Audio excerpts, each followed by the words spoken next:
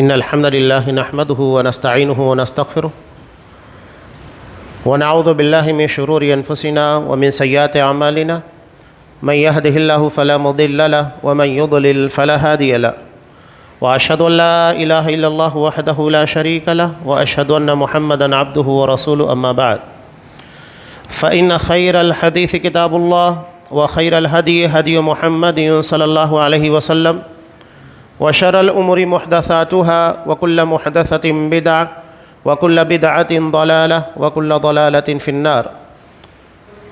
أعوذ بالله السميع العليم من الشيطان الرجيم. بسم الله الرحمن الرحيم. يا أيها الذين آمنوا اتقوا الله حق تقاته ولا تموتن إلا وأنتم مسلمون. يا أيها الناس اتقوا ربكم الذي خلقكم من نفس واحدة وخلق منها زوجها وبث منهما رجالا كثيرا ونساء واتقوا الله الذي تساءلون به والأرحام إن الله كان عليكم رقيبا. يا أيها الذين آمنوا اتقوا الله وقولوا قولا سديدا يصلح لكم أعمالكم ويغفر لكم ذنوبكم ومن يطع الله ورسوله فقد فاز فوزا عظيما. وقال يا أيها الذين آمنوا كتب عليكم الصيام كما كتب على الذين من قبلكم لعلكم تتقون. وقال النبي صلى الله عليه وسلم من صام رمضان إيمانا واحتسابا غفر له ما تقدم من ذنبه. وقال من قام رمضان إيمانا واحتسابا غفر له ما تقدم من ذنبه. وقال من قام ليلة القدر إيمانا واحتسابا غفر له ما تقدم من ذنبه. رواہ البخاری. تمام قسم کی تعریفات اللہ رب العالمین وحدہ لا شریک کے لیے لائق و زیبا ہے، جو ساری کائنات کا تنہا خالق و مالک ہے، اور بے شمار درود و سلام ہوں اللہ کے آخری نبی جناب کریم محمد رسول اللہ صلی اللہ علیہ وسلم کی ذات مقدسہ پر. محترم سامعین، عزیز ماں اور بہنوں،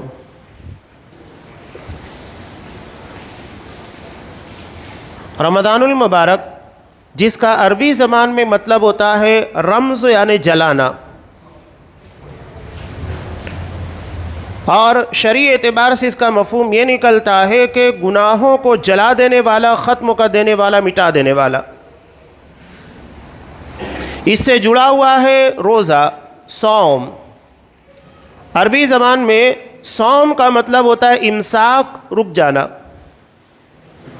رک جانا، باز آنا، یعنی گناہوں سے اپنے آپ کو بچا لینا، نافرمانیوں سے اپنے آپ کو بچا لینا. ایک بہت ہی پیاری حقیقت اگر ہم سمجھنا چاہیں، ذرا سا اس پر توجہ دینا چاہیں، تو ہر ذی شعور کے لیے، سمجھدار کے لیے بہت بڑی نصیحت ہے. ایک شخص کو دفن کیا گیا، وہیں پر ایک بزرگ موجود تھے. انہوں نے کہا کہ جس شخص کو اس گڑھے کے اندر دفن کیا گیا ہے، بتاؤ اگر یہ زندہ ہو جائے تو کیا کرے گا؟ اس گڑھے کے باہر اس کو نکال دیا جائے، زندہ ہو جائے تو کیا کرے گا؟ کسی نے کہا کہ اچھائیاں کرے گا، نیکیاں کرے گا، کبھی نماز نہیں چھوڑے گا. کسی نے کہا کہ کبھی گناہ نہیں کرے گا. ہر کسی نے اپنے اعتبار سے باتیں کی. تو انہوں نے کہا کہ ساری چیزوں کا مفہوم یہ نکلتا ہے کہ یہ اللہ کی نافرمانی نہیں کرے گا. انہوں نے کہا کہ دیکھو، یہ شخص تو گڑھے کے باہر نکل نہیں سکتا، قبروں سے باہر نہیں آ سکتا، زندہ نہیں ہو سکتا، لیکن ہم یہاں سے جا سکتے ہیں، ہم اپنے آپ کو نافرمانیوں سے بچا سکتے ہیں، گناہوں سے اپنے آپ کو روک سکتے ہیں. اس کے پاس موقع نہیں ہے، مدت ختم ہو چکی، لیکن ہمیں اللہ نے موقع دیا ہے تو ہمیں اس کا صحیح فائدہ اٹھانا چاہیے. ذرا غور کیجئے کہ رمضان المبارک جو آج سایہ فگن ہونے والا ہے، ہو سکتا ہے کہ 29 کے چاند کے ہونے کے بعد کل سے رمضان المبارک کا آغاز ہو جائے. کتنے ایسے تھے جو پچھلے سال موجود تھے لیکن ہمیں وہ چہرے آج نظر نہیں آتے، اور یہ ہوگا کہ اس کے بعد آنے والے رمضان المبارک میں بہت سارے چہرے ایسے ہوں گے جو ابھی ہمیں دکھائی دے رہے ہیں کل نہیں ہوں گے، یا تو ہو سکتا ہے کہ ہم ہی موجود نہ ہو، کس کی زندگی کا کیا بھروسہ۔ تو اللہ نے جو موقع عطا کیا ہے، جو ہمیں مہلت دی ہے، جس کے بارے میں قرآن مجید نے کہا اولم نعمرکم، کہ ہم نے تمہیں کیا عمر نہیں عطا کی، ما یتذکر فیہ، جس کے اندر بندہ نصیحت حاصل کرے، غور و فکر کرے، محاسبہ کرے اپنے آپ کا۔ تو اللہ نے جب ہمیں اتنا موقع دیا ہے تو اس کا ناجائز فائدہ نہیں اٹھانا ہے۔ یہ مہلت، یہ ڈھیل اللہ کی طرف سے ہمیں اس لیے نہیں دی گئی ہے کہ ہم گناہ کریں، گناہوں کے پر دلیر ہو جائیں، بلکہ اس کا مطلب یہ ہے کہ ہم اپنی اصلاح کریں، اپنا محاسبہ کریں۔ زندگی کے اندر کسی بھی قسم کی آنے والی کوئی بھی مصیبت یا کسی بھی قسم کا کوئی بھی امتحان، یہ ہمیں بیدار کرنے کے لیے ہوتا ہے، یہ ہمیں چوکنا کرنے کے لیے ہوتا ہے، خبردار کرنے کے لیے ہوتا ہے۔ قرآن نے روزے کے تعلق سے کہا یا ایھا الذین آمنو، اے ایمان والو۔ قرآن کہیں خطاب کرتا ہے یا ایھا الناس، اے لوگو، کہیں خطاب کرتا ہے یا اہل الکتاب، اے اہل کتاب، جنہیں اللہ نے کتاب دی، یعنی یہود اور نصارہ۔ لیکن اللہ نے یہاں پر خطاب کیا ایمان والوں سے۔ سارے مجمع میں جہاں پر بیٹھے ہوئے بہت سارے لوگ ہیں، اگر میں یہ کہتا ہوں کہ محترم سامعین، اس کا مطلب ہے کہ جتنے میرے مخاطبین ہیں سب کے سب اس میں آ گئے۔ لیکن اگر اس میں سے کسی خاص آدمی کا نام لے لیا جائے تو اب بقیہ لوگوں کے مقابلے میں وہی فرد چوکنا ہوگا، وہی ہماری طرف نگاہ اٹھا کر دیکھے گا۔ تو قرآن مجید نے دنیا کے تمام انسانوں کے مقابلے میں جو دنیا میں بسے ہیں، یہود ہیں، نصارہ ہیں، مختلف مذاہب کے ماننے والے ہیں، ان میں خطاب کیا اہل ایمان کو، جو ایمان والے ہیں، جن کے اندر ایمان ہے۔ اس کا مطلب یہ ہے کہ کسی بھی عبادت کی بنیاد، اور خاص طور سے روزے جیسی عبادت کی بنیاد عقیدہ توحید کے پر ہے۔ اللہ نے ایمان کے بارے میں کیا کہا؟ الذین آمنوا ولم یلبسوا ایمانہم بظلم اولئک لہم الامن وہم مہتدون، جو لوگ ایمان لے کر آئے اور اپنے ایمان میں ظلم کی، یعنی شرک کی ملاوٹ نہیں کی، انہی لوگوں کے لیے امن ہے اور یہی ہدایت یافتہ ہے۔ تو یہاں ایمان سے مراد توحید ہے۔ ہمیں اغیار سے فرق کرنے والی چیز کون سی ہے؟ عقیدہ توحید، ایک اکیلے اللہ تبارک و تعالیٰ کو ماننا اور اسی کی عبادت کرنا، اس کی کہے کے مطابق چلنا، اور جس سے منع کر دے باز آ جانا، یہی توحید ہے۔ تو اللہ نے یہاں ایمان یعنی توحید کا تقاضا کیا۔ اگر توحید نہیں ہے تو نہ روزہ قبول ہونے والا ہے اور نہ ہی کسی اور قسموں کی عبادت، چاہے وہ نماز ہو، حج ہو، زکوٰۃ ہو۔ کوئی چیز نہ تو عقیدے کے غلط ہونے کی بنیاد پر قبول ہوگی، نہ تو طریقے کے غلط ہونے کی بنیاد پر۔ عقیدہ اور طریقہ دونوں چیزیں ضروری ہے۔ عقیدے کا صحیح ہونا اور طریقے کا نبی کریم صلی اللہ علیہ وسلم کی سنت کے مطابق ہونا۔ اگر یہ چیز نہیں ہے تو یاد رکھیے گا کوئی عبادت اللہ کیا قبول نہیں ہوگی۔ قرآن نے صاف کہا ایمان میں ملاوٹ نہیں ہونی چاہیے، توحید میں شرک کی آمیزش نہیں چلے گی۔ اللہ نے یہاں پر کوئی سمجھوتا نہیں رکھا، کوئی کمپرمائز نہیں رکھا۔ تو اپنے ایمان کو خالص رکھیے، پیور رکھیے، اور اپنے معاملات کی بھی صفائی کا اہتمام کیجیے۔ یا ایھا الذین آمنوا کتب علیکم الصیام، تمہارے اوپر روزے فرض کیے گئے۔ سیام صوم کی جمع ہے، اور روزے کے بارے میں جیسا کہ میں نے بتایا، عربی زبان میں الامساک کا مطلب ہوتا ہے رک جانا۔ کس سے رکتے ہیں روزے کے اندر؟ گناہوں سے نہیں، حلال چیزوں سے۔ کھانا حلال، پینا حلال، اور بھی دیگر ساری چیزیں جو اللہ نے ہمارے لیے حلال کی ہیں۔ خواہشات نفس کی تکمیل ہمارے لیے حلال۔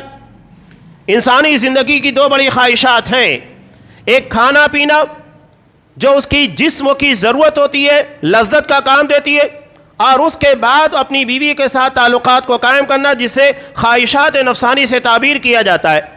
اور انسان انہی دونوں معاملے میں شریعت کی اگر ڈگر کو چھوڑتا ہے تو بھٹکتا ہے۔ اللہ نے دونوں کے لیے حلال طریقے کا انتظام کیا۔ ایسا نہیں ہے کہ اللہ نے ان دونوں خواہشات کو ہمارے اندر رکھا تو اسے بے لگام چھوڑ دیا، آپ کو جیسے مرضی ہو ویسے استعمال کرو، جہاں سے چاہو جیسے چاہو، حلال و حرام ہو، کوئی قسموں کی تمیز نہ ہو، کھانا کھاتے جاؤ، نہیں۔ اور نہ ہی ہماری خواہشات نفسانی کو بے لگام چھوڑا کہ کہیں پر بھی جا کر ہم منہ مارنا شروع کریں اور کہیں پر بھی اپنی خواہشات نفسانی کی تکمیل کریں، نہیں۔ اللہ نے ہمیں حلال طریقے بتائے، کس طریقے سے ہمیں کمانا ہوگا اور کس طریقے سے حلال چیزوں کو استعمال کرنا ہوگا، اور یہی معاملہ خواہشات نفسانی کا کہ کس حلال طریقے یعنی نکاح کے ذریعے اپنی اس خواہشات نفسانی کو تکمیل تک پہنچانا ہے۔ اللہ نے انہی دونوں چیزوں کے پر پابندی لگائی۔ پابندی لگانے کا مطلب کیا ہے کہ اگر ہم نے ان دونوں چیزوں پر قابو پا لیا تو ہم سے بڑا پہلوان اور ہم سے بڑا متقی کوئی نہیں، اس لیے کہ تقوی انہی دونوں چیزوں کے پر قابو پانے کا نام ہے۔ زیادہ تر انسان کہاں بھٹکتا ہے؟ اگر رزقوں کے پیچھے بھاگنے لگ جائے، جسے دنیا کہا جاتا ہے، تو نتیجہ کیا نکلتا ہے؟ حلال و حرام کی تمیز چھوڑ دیتا، کیا صحیح کیا غلط کچھ نہیں جانتا۔ ساری چیزیں آنے کے بعد اسی جگہ جڑتی ہیں، پیٹ سے جڑی ہوئی چیزیں ہیں، اور پیٹ سے جڑا ہوا ہے ہمارا کاروبار، اور کاروبار میں بہت ساری چیزیں حلال و حرام کی ہیں، کیا کرنا ہے کیا نہیں کرنا ہے۔ مجھے تو افسوس ہوتا ہے، صحابہ اللہ نے جنہیں رضی اللہ عنہم ورضوا عنہ کا خطاب دیا، اللہ ان سے راضی وہ اللہ سے راضی، یہ خطاب ایسے ہی نہیں مل گیا تھا۔ وہ ہمارے اپنے جیسے لوگ تھے، وہ بھی پہلے کفر و شرک اور گمراہیوں کی وادیوں میں بھٹک رہے تھے، لیکن جب اسلام کو گلے سے لگایا، دل سے قبول کیا تو پوری زندگی تبدیل ہو گئی۔ ایسا نہیں تھا کہ اللہ نے انہیں آسمان سے بھیجا تھا یا وہ فرشتے تھے، وہ سب انسان تھے، لیکن انہوں نے حقیقت میں اپنے آپ کو اسلام کے تابع کیا، اللہ کا فرما بردار بنایا۔ اس کا نتیجہ یہ نکلا کہ اللہ نے دنیا کے اندر انہیں خطاب عطا کیا اللہ کی رضامندی کا، وہ اللہ سے راضی، اللہ ان سے راضی۔ یہ یوں ہی نہیں ملا تھا۔ حضرت مرثد بن ابی مرثد الغنوی رضی اللہ تعالیٰ عنہ بہت بڑے ڈاکو، لیکن مسلمان ہونے کے بعد ایک نماز نبی کریم صلی اللہ علیہ وسلم کے پیچھے پڑھی، ترمذی میں پوری تفصیل ہے، آپ بیتی وہ خود بیان کرتے ہیں، جسے امام ترمذی نے ابواب التفسیر کے اندر نقل کیا۔ ایک نماز پڑھنے کے بعد وہ نبی کریم صلی اللہ علیہ وسلم سے پوچھتے ہیں کہ اللہ کا رسول مجھے کرنا کیا ہے؟ ایک نماز کے پڑھنے کے بعد صحیح اور غلط کی تمیز آ گئی، کیا کرنا ہے کیا نہیں کرنا ہے، اس کا سوال کرنے لگ گئے۔ ہم کتنی نماز ادا کرتے ہیں، کتنے رمضان ہم سے بیت چکے ہیں، کیا ہمارے درمیان یہ تبدیلی یہ انقلاب پیدا ہوا؟ ہمیں رسمی روزوں کی ضرورت نہیں، انقلابی روزوں کی ضرورت ہے، جو حقیقت میں ایک مسلمان کو مسلمان بنائے۔ ایک بہت بڑی وبا شہروں میں بھی اور دیہاتوں میں بھی چل رہی ہے۔ ہمارے اپنے نوجوان ہوں بچے ہوں، عام طور سے یہ غیروں کی مشابہت اختیار کرنا شروع کر چکے ہیں، رہنے سہنے میں، کپڑے میں، طور طریقے میں، بہت ساری چیزوں کے اندر، جبکہ آپ صلی اللہ علیہ وسلم نے کتنا واضح کہا۔ ابو داؤد کی روایت، من تشبہ بقوم فہو منہم، جو کسی قوم کی مشابہت ان کے دینی طور طریقے اور ان کے کلچر کو اپنائے گا جو کہ اسلام کے خلاف ہوگا، وہ انہی میں سے ہوگا، مسلمان نہیں مانا جائے گا۔ مسلمان اصل ہے، کبھی سونے کے پر پیتل کی پالش نہیں کی جاتی، ہمیشہ پیتل کے پر سونے کی پالش کی جاتی ہے۔ اللہ نے ہمیں سونا بنایا ہے، لیکن ہم اپنی قیمت اگر نہیں پہچانیں گے تو بازار کے اندر بے عزت ہوں گے، ذلیل ہوں گے۔ یہ ہماری بہت بڑی بیوقوفی، ماں باپ کی بہت بڑی ذمہ داری ہے، توجہ نہیں دی جاتی ہے بچوں کے پر۔ تو رمضان تربیت ہے، ٹریننگ دی جاتی ہے اپنے آپ کو اللہ کا فرما بردار بنانے کے لیے۔ اللہ نے کہا کہ اگر تمہیں حکم دیا جا رہا ہے پانی پینے، کھانا کھانے، ان چیزوں سے باز آ جانا، رک جانا ہے، رک جاتے ہیں۔ خواہشات نفسانی ہمارے لیے حلال، اللہ نے اس کے پر ایک وقت کے لیے پابندی لگائی، رک گئے۔ اللہ نے ہمیں حرام چیزوں کو ترک کر کے، حرام چیزوں کو چھوڑ کر روزے کی ٹریننگ نہیں دی، تربیت نہیں دی، بلکہ حلال چیزوں کو ترک کرنے کے ذریعے سے ٹریننگ دی۔ تو جس اللہ کے حکم کے پر ہم حلال چھوڑ سکتے ہیں تو حرام کیوں نہیں چھوڑ سکتے؟ کتنی افسوسناک بات ہے۔ اللہ کے حکم کے پر رمضان المبارک میں ہم حلال چیزوں کو ترک کرتے ہیں، وہ بھی 15 گھنٹے تک، اور اسی کے حکم کے پر حرام چیزوں کو ترک نہیں کرتے۔ آج ہمارے یہاں دیکھیے نشے کی کس قدر عادت پڑی ہوئی ہے، چاہے بیڑی سگریٹ کہیے، تمباکو کہیے، پڑیاں استعمال کی جاتی ہے۔ پیچھے کئی سالوں قبل مالیگاؤں کے اندر کوشش کی گئی تھی کہ نشہ مکت بنایا جائے، تو ایک سروے کیا گیا۔ سروے کرنے کے بعد پتہ یہ چلا کہ سالانہ مالیگاؤں شہر کے اندر 350 کروڑ روپے بیڑی سگریٹ تمباکو شراب کے پر خرچ کیے جاتے ہیں۔ مسلمانوں کی ایک بہت بڑی آبادی ہے، ٹھیک ہے کہ 350 کروڑ میں پورا مسلمان نہیں خرچ کرتے ہوں گے، 200 تو کرتے ہوں گے۔ 200 کروڑ روپے سالانہ ہم کس کے پر خرچ کر رہے ہیں؟ اپنی قوم کی ترقی، تعمیر، اللہ کی اطاعت و فرما برداری پر نہیں، اپنی تباہی اور بربادی کے پر، جس کے ذریعے کینسر ہوتا ہے، خطرناک قسموں کی بیماریاں ہوتی ہیں، سب پتہ ہے، اس کے بعد بھی ان چیزوں کا استعمال کیا جاتا ہے۔ موت کو دعوت دینے والی چیزیں جس کے پر ہم سالانہ 100-200 کروڑ روپے خرچ کر رہے ہیں۔ اگر یہ چھوٹا سا گاؤں ہے، سالانہ 1 کروڑ روپے بھی اگر خرچ ہوتے ہیں تو بتائیے ہماری اپنی قوم کے 1 کروڑ روپیہ سالانہ کس چیز کے پر خرچ ہو رہا ہے؟ ایسی چیزوں کے پر جس کے پر اللہ نے پابندی لگائی، جسے شدت کے ساتھ حرام ٹھہرا دیا، ہم اس کے پر خرچ کر رہے ہیں۔ اور دینی کاموں کے لیے ہمارے پاس پیسہ نہیں دیتے۔ یہ تو اللہ کا قانون ہے، سنت ہے کہ جہاں غلط چیزوں کے پر پیسے خرچ ہو جانے شروع ہو جاتے ہیں تو وہاں صحیح چیزوں کے پر خرچ کرنے کی آدمی کو اچھا نہیں رہ جاتی۔ اللہ کا قانون بھی ہے، جہاں ایک بدعت جنم لیتی ہے وہاں سے ایک سنت اٹھا لی جاتی ہے۔ تو جہاں ایک خرابی پیدا ہوگی اچھائیاں اٹھا لی جائے گی۔ اگر آپ 1 گھنٹہ کسی اچھے کام میں لگاتے ہیں تو اگر اسے آپ چھوڑ دیں گے تو نتیجہ کیا ہوگا؟ اچھے کام میں نہیں لگائیں گے تو برے کام میں لگائیں گے۔ تو ہماری یہ برائیاں ہماری اچھائیوں کے پر غالب آنا شروع ہو چکی ہے۔ میرے کہنے کا مقصد یہ ہے کہ رمضان المبارک، اس کا روزہ اور یہ جو موسم 12 ہے نیکیوں کا، یہ ایک رسم نہیں ہے کہ تمام لوگ روزہ رکھ رہے ہیں ہم بھی روزہ رکھیں، تمام لوگ آ کر نماز ادا کر رہے ہیں ہم بھی پڑھ لیتے ہیں۔ یہ نماز اللہ کے لیے نہیں، یہ روزہ اللہ کے لیے نہیں۔ اللہ نے کہو ان صلاتی ونسکی ومحیای ومماتی للہ رب العالمین، کہو میری نماز، میری قربانیاں، میرا جینا، میرا مرنا سب اللہ رب العالمین کے لیے۔ ہم تو یہ بھی کہہ دیتے ہیں عام زندگی کے اندر، سمجھ نہیں پاتے کہ میں تو اپنے بچے کے لیے جی رہا ہوں، میں تو اپنے خاندان والوں کے لیے جی رہا ہوں۔ اللہ کہہ رہا ہے کہ جینا مرنا سب اللہ کے لیے ہونا چاہیے۔ زندگی اللہ نے دی ہے تو اسی کے لیے جیا جائے۔ ہاں، ہمارا فریضہ، ہماری ذمہ داری ہے ہمارے ماں باپ کے تئیں، ہمارے بچوں کے تئیں، بھائی بہنوں کے تئیں، وہ ہمیں نبھانا ہے، لیکن زندگی اللہ کے لیے جینا ہے، اللہ کے کہے کے مطابق، اور اللہ نے جس طرح زندگی گزارنے کا حکم دیا اس کے مطابق۔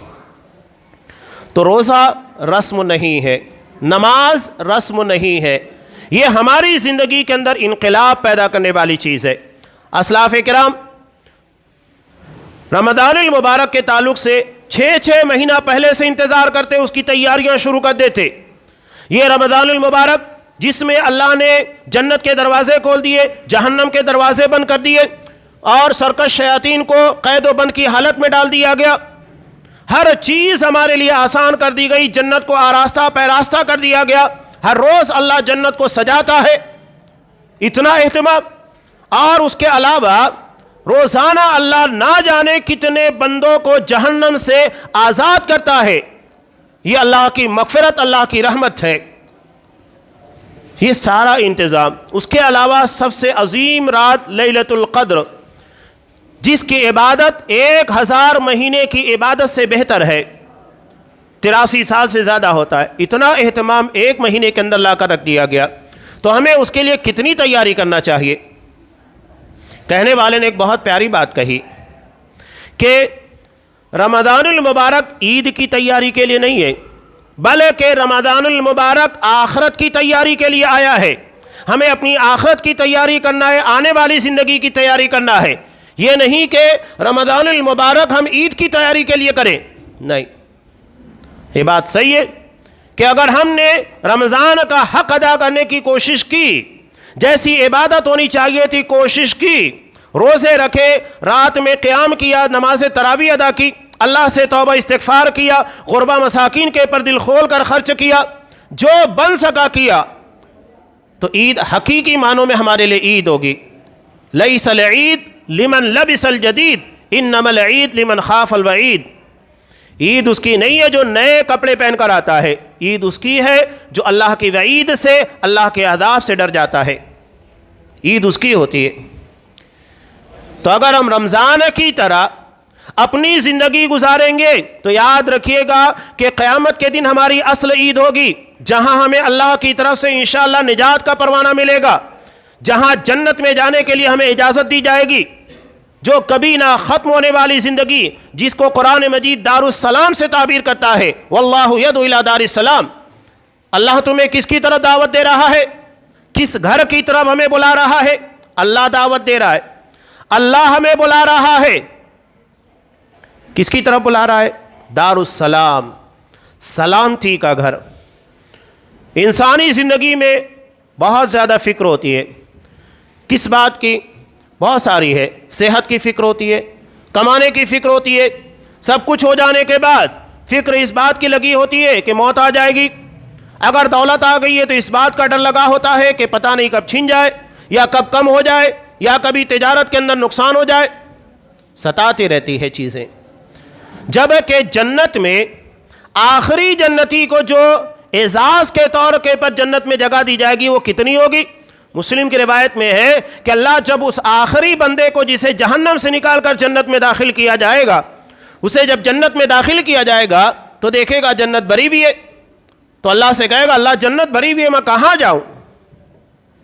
تو اللہ کہے گا ٹھیک ہے، کیا تو اس بات کے پر راضی ہے کہ تجھے دنیا یا دنیا کے بادشاہ کو جو حکومت ملتی ہے اتنا دے دیا جائے؟ وہ کہے گا اللہ میں بالکل تیار ہوں اس بات کے لیے۔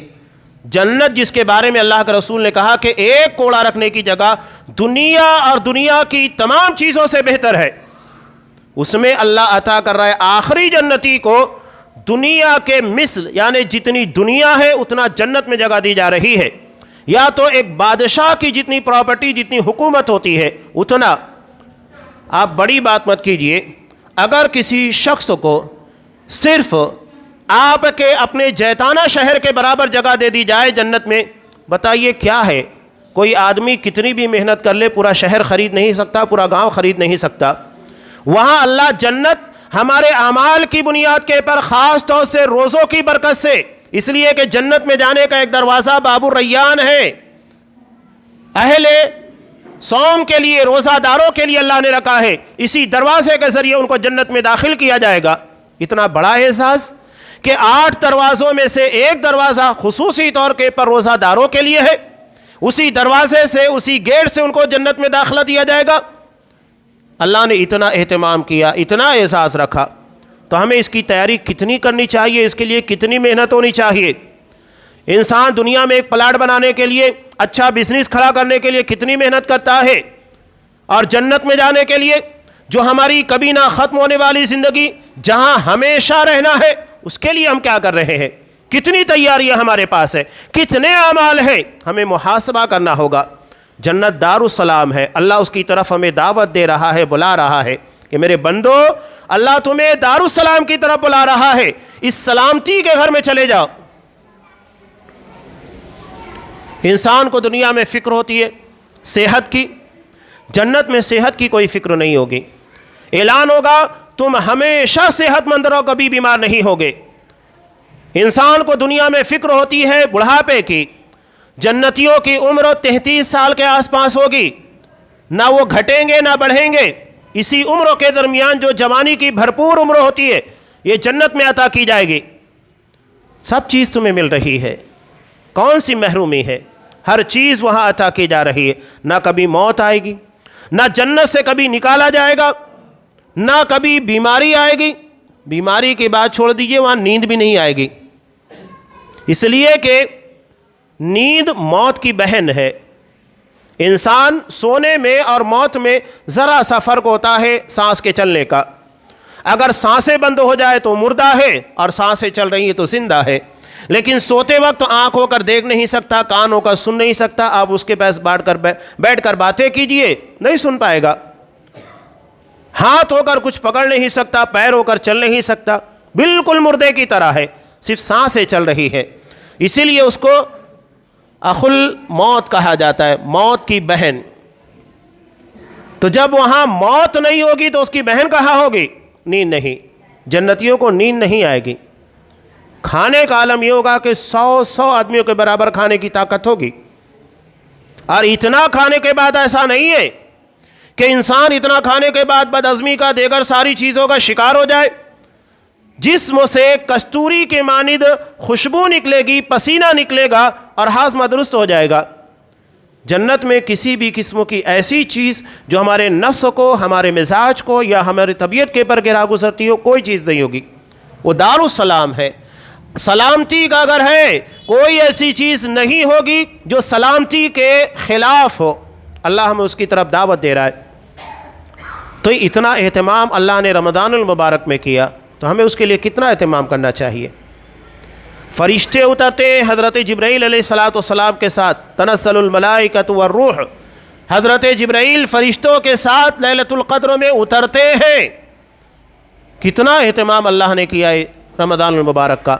تو اس کی تیاری میں بنیادی چیز یہی ہے کہ اللہ نے جب اتنی ساری خیر و برکات اس کے اندر رکھی ہے، تو یہ ہمارے انقلاب کے لیے، تبدیلی کے لیے اور محاسبے کے لیے ہے۔ رمضان المبارک میں کرنا کیا ہے؟ آپ صلی اللہ علیہ وسلم نے بتایا، روزہ رکھنا ہے، قیام رمضان تراویح ہے، اور یہ پورا رمضان ہے، اس لیے کہ آپ صلی اللہ علیہ وسلم نے کہا من قام رمضان، جو پورا رمضان قیام کرتا ہے، تراویح ادا کرتا ہے، یہ نہیں کہ کچھ پڑھا کچھ چھوڑ دیا، پورا تسلسل کے ساتھ اہتمام ہونا چاہیے، پورا رمضان، یہ نہیں کہ ہم کچھ دن پڑھ لے طبیعت سست ہوئے نکل لیے، نہیں، اہتمام خاص طور سے ہونا چاہیے باجماعت۔ اس کے علاوہ لیلۃ القدر 5 تاک راتوں کے اندر لیلۃ القدر کی تلاش اہتمام کے ساتھ اس کا کیا جائے، توبہ استغفار کیا جائے، اعتکاف ہے، بہت ساری عبادتیں آ کر جمع ہو جاتی ہے جو رمضان المبارک میں ہی ادا کی جاتی ہیں۔ تو ہمیں ان ساری چیزوں کے لیے تیاری کرنا ہے۔ آپ صلی اللہ علیہ وسلم، ہم دنیا میں کتنی تیاری کرتے ہیں، اگر کسی کے یہاں شادی بیاہ ہے تو پتہ چلتا ہے کہ وہ مہینوں بلکہ سالوں سے لگا رہتا ہے اس کی تیاری کے لیے۔ اگر کوئی اور فنکشن ہے اس کے لیے مہینوں تیاری چالو ہے۔ بچوں کے ایگزام آ جاتے ہیں تو بچے مہینوں اس کی تیاریاں کر رہے ہوتے ہیں۔ تو دنیا کے جب معاملات کے لیے اتنا اہتمام، اتنی تیاریاں، تو آخرت کے لیے جہاں ہمیں ہمیشہ رہنا ہے، کبھی وہاں سے واپس نہیں آنا ہے، وہ نہ کبھی موت آنے والی ہے، اس کے لیے کتنی تیاری ہونی چاہیے۔ کیا پتہ، ہم تو یہی کہتے ہیں اللہ نے جو رمضان عطا کیا اس کو آخری سمجھ کے بتائیے، اس کے بعد ہم کو نہیں نصیب ہوگا، یہ سوچ کر رمضان کی تیاری کیجئے۔ جو ہو جائے، جتنا بہتر ہو جائے، اللہ کے سامنے جتنا اپنے آپ کو منوا سکے، جتنا اللہ کے سامنے اپنے گناہوں کی مغفرت کروا سکے، اتنا اہتمام ہونا چاہیے۔ نبی کریم صلی اللہ علیہ وسلم جب منبر کے پر تشریف لا رہے تھے، حضرت جبرائیل نے کہا تھا کہ اللہ کے رسول آپ آمین کہیے کہ جو شخص رمضان المبارک کو پا لیتا اس کے بعد اللہ سے اپنے گناہوں کی معافی نہیں کروا لیتا تو وہ لعنتی ہے، اللہ اس کو اپنی رحمت سے دور کر دے۔ آپ صلی اللہ علیہ وسلم نے آمین کہی۔ بد نصیب ہے وہ شخص، اور خوش نصیب ہے اللہ نے جنہیں رمضان عطا کیا اور وہ اس کا حق ادا کرنے کی کوشش کرتے ہیں۔ تو رمضان میں روزے ہیں، رات کی نماز جسے نماز تراویح کہا جاتا ہے۔ آپ صلی اللہ علیہ وسلم رمضان المبارک میں لوگوں کے پر خرچ کرنے کے لیے ایک تیز رفتار ہوا سے زیادہ لوگوں کے پر اپنا مال خرچ کیا کرتے تھے۔ اس قدر سخاوت اور فیاضی کا مظاہرہ، اللہ نے مال عطا کیا ہے تو دینے والے بننے کی کوشش کیجیے، جو بن سکے اللہ کی راہ میں لگائیے، غربا کے پر، مساکین کے پر، جو بھی خیر کے کام ہے ہمارے لیے بہت سارے آپشن ہیں جس کے پر ہم لگا سکتے ہیں، اور خاص طور سے جو اہتمام ہے جس کے بارے میں قرآن مجید نے کہا کہ لعلکم تتقون، تاکہ تم متقی بن جاؤ۔ تقوی بالکل آسان چیز ہے۔ تقوی کا مطلب ہوتا ہے بچنا۔ بچنے میں سب سے پہلے چیز ہے شرک سے۔ شرک کی جتنی مبادیات ہے، جتنی اقسام ہے، جتنی اس سے منسلک چیزیں، سب سے اپنے آپ کو بچا کر رکھنا۔ سب سے بڑا متقی وہ ہے جو شرک سے اپنے آپ کو محفوظ رکھتا ہے۔ اور اگر کوئی شرک سے اپنے آپ کو محفوظ نہیں رکھے ہوئے ہیں، چاہے وہ روزانہ تہجد ادا کرے، چاہے وہ ہر سال حج ادا کرے، نماز باجماعت تکبیر اولیٰ کے ساتھ ادا کرے، کوئی فائدہ نہیں ہے۔ اس لیے کہ بنیاد ہے عقیدہ۔ جب تک ہم شرک سے محفوظ نہیں، ہماری کوئی عبادت اللہ کے یہاں قبول نہیں ہونے والی۔ اس کے علاوہ بہت ساری چیزیں اور بھی ہے، بدعات، خرافات۔ توبہ استغفار میں جہاں 3 شرطیں بیان کی جاتی ہیں، وہاں 4تھی شرط بھی ہے۔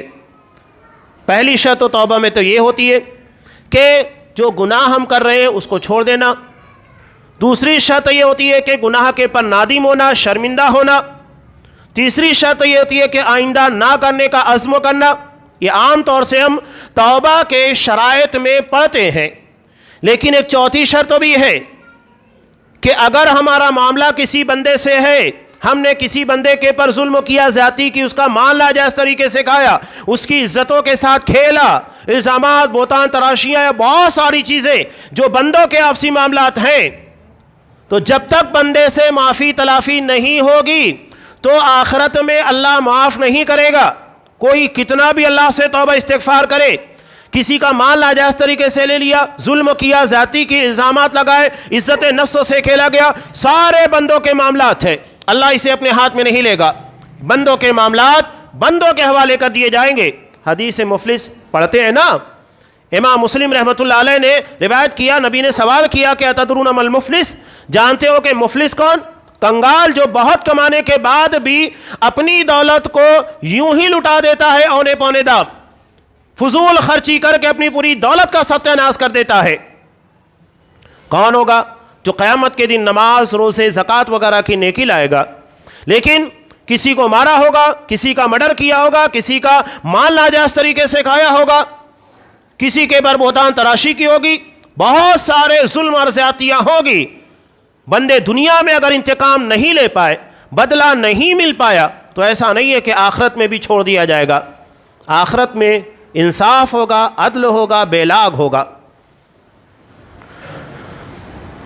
تو نتیجہ کیا ہوگا؟ وہاں تو روپیے پیسے نہیں ہوں گے، تو پھر اس کی نیکیاں مظلوموں کے حوالے کی جائے گی، اس کے ظلم کے بقدر۔ جتنا ظلم کیا ہوگا اتنی نیکی مظلوم کے حوالے کی جائے گی۔ نتیجہ یہ نکلے گا کہ ابھی اس کی نیکیاں ختم ہو چکی ہے، مظلوموں کی قطار باقی ہے، تب اللہ انصاف کرے گا۔ جتنا ظلم ہوا ہے مظلوموں کے پر، ان کے جو گناہ اور غلطیاں ہوگی، جس کی سزا انہیں ملنی چاہیے تھی، اللہ اسے لے گا اور اس ظالم کے سر موڑ دے گا کہ اتنی سزا تجھے ملے گی۔ یہ اللہ کا انصاف ہے۔ تو کہیں ایسا نہ ہو کہ ہم کنگال بن جائے، نیکیاں ضائع ہو جائیں، اتنی محنت سے نیکیوں کو کمانے کے بعد کسی کو دینا پڑ جائے، کتنے افسوسناک بات۔ قیامت کے دن ایک شوہر اپنی بیوی کے پاس آئے گا، نبی کریم صلی اللہ علیہ وسلم نے کہا کہ آنے کے بعد شوہر کہے گا کہ دیکھ، میں نے تیری جتنی بھی خدمت ہونی چاہیے، حق ہونا چاہیے تھا، سب ادا کیا۔ بیوی کہے گی کہ ہاں یقیناً تم نے کوئی شکایت کا موقع نہیں دیا۔ شوہر کہے گا اس کے بدلے مجھے ایک نیکی دے دو۔ بیوی کہے گی نہیں، نیکی کی بات یہاں نہیں۔ وہ انکار کر دے گی، صاف اقرار کرے گی کہ ہاں تم نے میرے ساتھ کسی قسم کی زیادتی نہیں کی، لیکن انکار کر دے گی کہ میں ایک نیکی دینے کے لیے تیار نہیں۔ میاں بیوی کا رشتہ کتنا مضبوط اور کتنا ایثار قربانی سے بھرا ہوتا ہے، لیکن قیامت کے دن یہ رشتہ بھی بے معنی ہو جائے گا۔ بیوی صاف انکار کرے گی، ایک نیکی دینے کے لیے تیار نہیں، اور یہ نیکیاں ہم کسی کے کھاتے میں ڈال دیں، یعنی کمائیں ہم اور کسی اور کے کھاتے میں چلی جائے، کوئی اور وہ سارے کے سارے جمع پونجی کو لے کر چلا جائے، کتنی افسوسناک بات ہے۔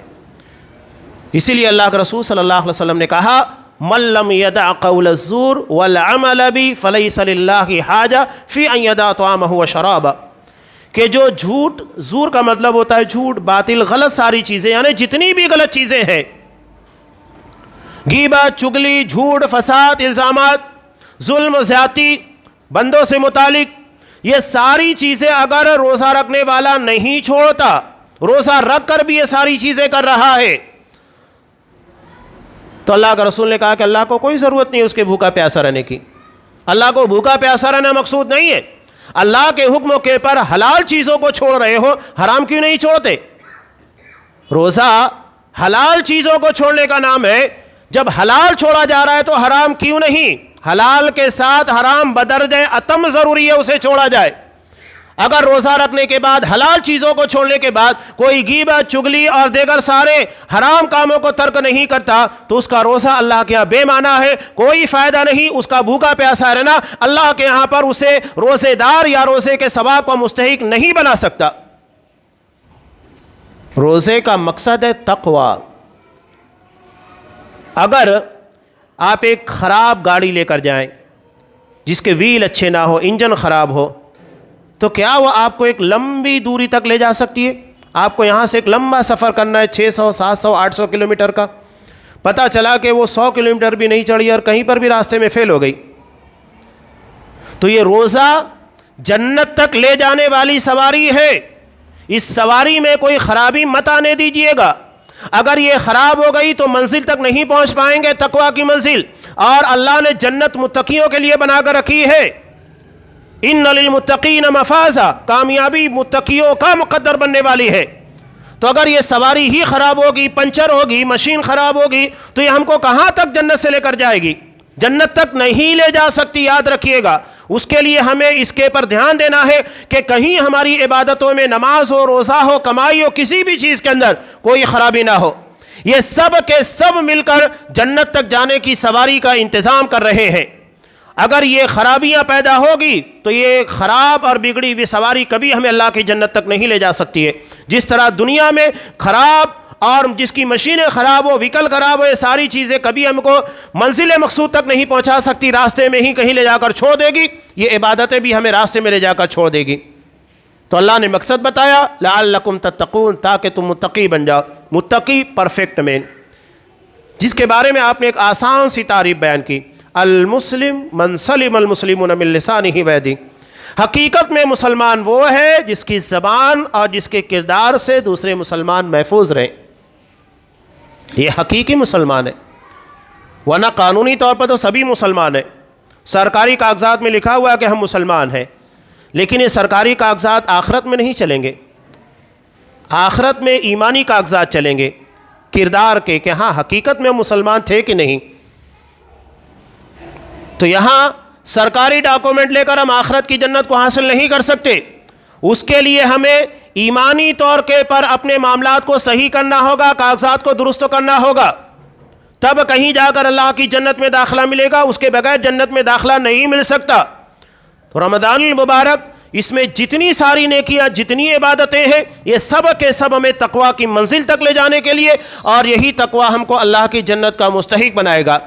तो इसके पर गौर कीजिए, तवज्जो दीजिए, तैयारी कीजिए। आप सल्लल्लाहु अलैहि वसल्लम, मैंने असलाफ के बारे में बताया, 6 महीना पहले रमज़ान का इंतज़ार किया करते थे, उसके लिए तैयारियां करते। तो बेहतर ये है कि रमज़ानुल मुबारक से पहले पहले हम ऐसी तैयारी कर लें, इबादत के लिए फ़ारिग कर लें अपने आप को। अभी मालेगांव के एक वाक़े के बारे में लोगों ने इशारा किया, शायद आप लोगों तक वो बात ना पहुँची हो। जामिअतुस सालिहात के पास एक गैर मुस्लिम, ये घुघरी रगड़ा जिसको कहा जाता है, ये सुबह के वक्त रोज़ाना लगाता है, और माल की क्वालिटी अच्छी होने की वजह से बहुत सारी मुस्लिम गिराकियाँ हैं। वो पूरा रमज़ानुल मुबारक अपनी दुकान को बंद रखता है, कारोबार नहीं करता। और मुसलमान पर्दा लगा लगा कर चाय की दुकान खोल के बैठे, खाने की दुकान खोल कर बैठे। इंसानों से पर्दा है, अल्लाह से नहीं। कहो तो कारोबार है।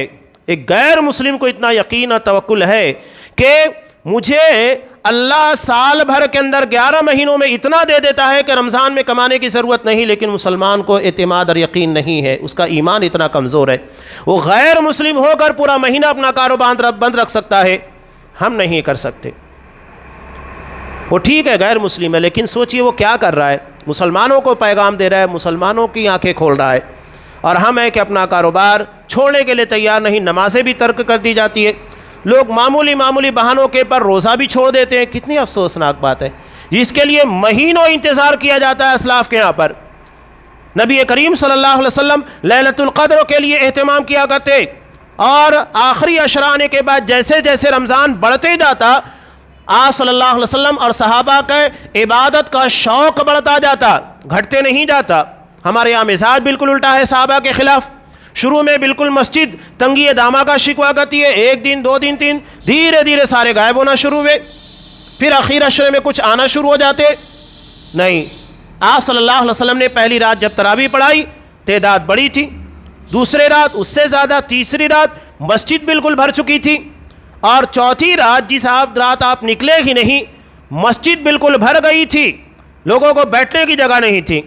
تو صحابہ کا عبادت کا شوق بڑھتے چلتا تھا، گھٹتے نہیں چلتا تھا، اور ہم اس کے بالکل برخلاف اپنے شوق عبادت کو دباتے چلتے ہیں، اور آخری عشرہ تو مکمل طور سے عید کی تیاری میں لگا دیا جاتا ہے۔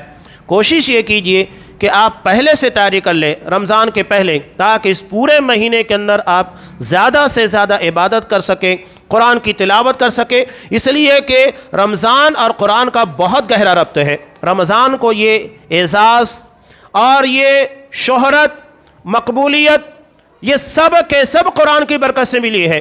لیلۃ القدر کی بنیاد کے پر یہ اعزاز عطا کیا گیا۔ تو رمضان اور قرآن کا بہت گہرا ربط ہے۔ شہر رمضان الذی انزل فیہ القرآن، رمضان المبارک وہ مہینہ ہے جس میں اللہ نے قرآن کو نازل کیا۔ تو بہت ساری چیزیں ایک جگہ پر لا کر جمع کر دی گئی ہیں۔ تو یہ انقلاب ہونا چاہیے ہماری زندگی کے اندر، محاسبہ ہونا چاہیے، رسم نہیں ہونا چاہیے۔ اگر رسم ہے تو ہم بچپن سے روزہ رکھتے آ رہے ہیں، آج ہم دیکھ رہے ہیں کہ زندگی کی جو بھی 40-42 سال، بہت سارے لوگوں کی 50 سال، 20 سال، 30 سال، 60-70 سال عمریں بیت چکی ہے، وہ ایک رسم تھی۔ اللہ نے موقع دیا، اس کا صحیح فائدہ اٹھائیے۔ یہ سوچئے کہ ہمارا آخری رمضان ہوگا، اس کے بعد شاید زندگی ملے نہ ملے، تو بہتر سے بہتر ایسی تیاری کیجئے کہ اپنے روٹھے ہوئے رب کو منا سکے، اللہ راضی ہو جائے، تو دنیا کی ساری خیر و برکات اور آخرت کی ساری اچھائیاں اور ساری خوبیاں ہمارا مقدر بن جائے گی۔ اللہ تبارک و تعالی رمضان المبارک کا جیسا حق ہونا چاہیے وہ ہمیں عطا فرمائے۔ یہ رمضان جو کہ کچھ ہی لمحوں میں اور کچھ ہی وقتوں میں ہمارے پر سایہ فگن ہوگا، پروردگار ہمیں رمضان المبارک عطا فرما، اس کی ساری خیر و برکات کو حاصل کرنے کی توفیق دے۔ اس میں جو جو عبادتیں تو نے فرض کی ہے، روزہ ہے، تلاوت ہے، تراویح ہے، صدقہ و خیرات ہے، توبہ استغفار ہے، ساری چیزوں کا جیسا اہتمام ہونا چاہیے ویسا اہتمام کرنے کی توفیق دے پروردگار۔ ان ساری چیزوں کی بنیاد کے پر ہماری دنیا اور دنیاوی زندگی کے تمام مسائل کو حل کر دے، مشکلات کو دور فرما، آزمائشوں سے ہمیں محفوظ رکھ، اغیار کی سازشوں سے ہماری حفاظت فرما، ہماری جان اور مال اور عزت و ناموس کو محفوظ رکھ۔ آج اغیار ہمارے خلاف لگے ہوئے، پروردگار تو سب سے بہتر جانتا ہے، تیرا علاوہ ہمارا کوئی سہارا نہیں، یہ ہماری اپنی خامیاں بھی ہے۔ پروردگار ہمیں اپنی خامیوں کو دور کرنے اور تجھ سے اپنا رشتہ مضبوط کرنے کی توفیق دے۔ اس رمضان کو جیسا ہونا چاہیے، عبادت کے طور پر، تلاوت کے طور پر، اور دیگر نیکیوں کی شکل میں، ان تمام چیزوں کو بہتر سے بہتر شکل میں ادا کرنے کی توفیق دے۔ نیکیوں میں اخلاص عطا فرما، جذبوں میں صدق عطا فرما، سچائی عطا فرما، اور جو بھی ہم کر رہے ہیں پروردگار تو محض اپنے فضل و کرم سے اسے شرف قبول فرما اور اسے دنیا اور آخرت کی نجات کا ذریعہ بنا۔ آمین۔ بارک اللہ لنا ولکم فی القرآن العظیم ونفعنی وإیاکم بالآیات والذکر الحکیم، انہ تعالی جواد کریم ملک رؤوف رحیم۔